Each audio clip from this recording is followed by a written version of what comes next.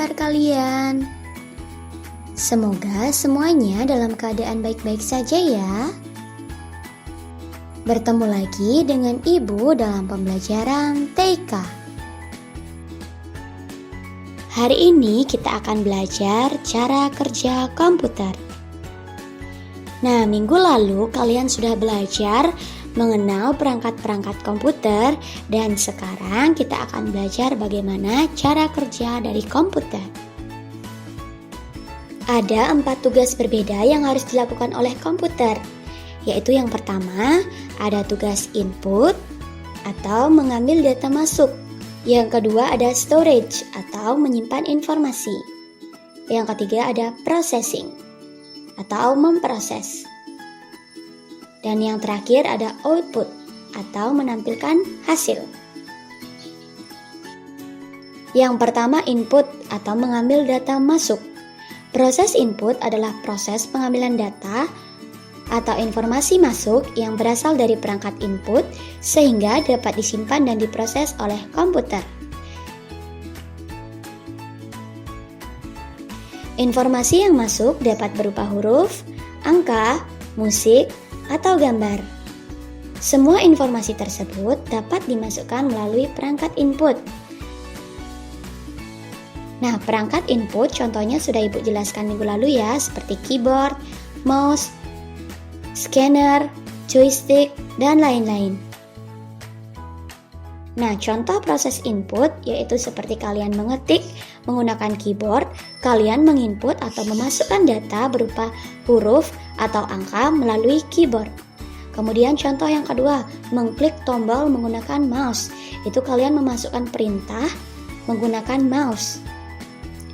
Dan contoh selanjutnya ada memasukkan gambar melalui scanner. Itu juga termasuk proses input.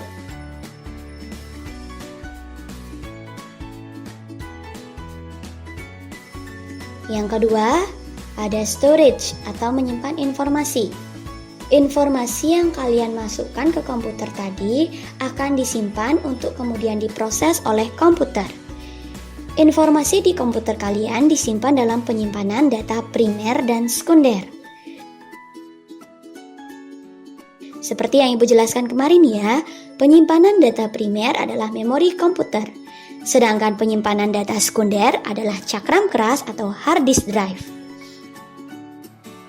Nah, kalau informasi dalam kamera digital atau telepon pintar atau smartphone kalian disimpan dalam flash memory atau yang sering kalian kenal dengan memory card atau kartu memori.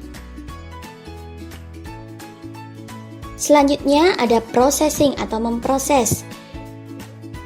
Informasi atau data yang masuk dalam komputer akan diproses sesuai dengan perintah yang diberikan. Kegiatan ini dapat melibatkan data yang dimasukkan atau input dan data yang disimpan. Bagian komputer yang berfungsi untuk memproses informasi adalah CPU atau Central Processing Unit. Yang terakhir ada output atau menampilkan hasil. Setelah data dimasukkan kemudian diproses, lalu komputer akan menampilkan hasil proses tersebut. Perangkat output pada komputer itu contohnya layar monitor, printer, serta speaker.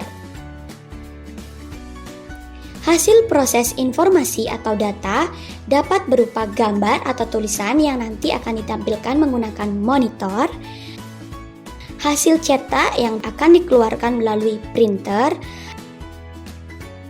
atau suara yang akan dikeluarkan melalui speaker. Nah, untuk lebih mudahnya kalian perhatikan gambar berikut ya. Cara kerja komputer, yaitu tahap yang pertama ada tahap input. Semua informasi atau data dimasukkan melalui perangkat input yang di sini ya. Kemudian selanjutnya setelah di-input, data akan disimpan untuk kemudian diproses, itu ada pada tahap menyimpan atau storage. Tahap ketiga yaitu processing. Jadi setelah data itu dimasukkan, kemudian disimpan dan data itu diambil untuk diproses. Setelah diproses kemudian disimpan kembali. Nah, proses ini terus berlanjut sampai nanti data itu siap untuk dikeluarkan pada tahap output. Nah, tahap terakhir yaitu tahap output. Setelah melalui proses tadi dan siap untuk dikeluarkan, komputer akan menampilkan hasil pengolahan data di perangkat output. Ini ada di tahap output ya anak-anak. Sampai di sini materi hari ini ya anak-anak. Jangan lupa mengerjakan tugas yang Ibu berikan. Tugasnya adalah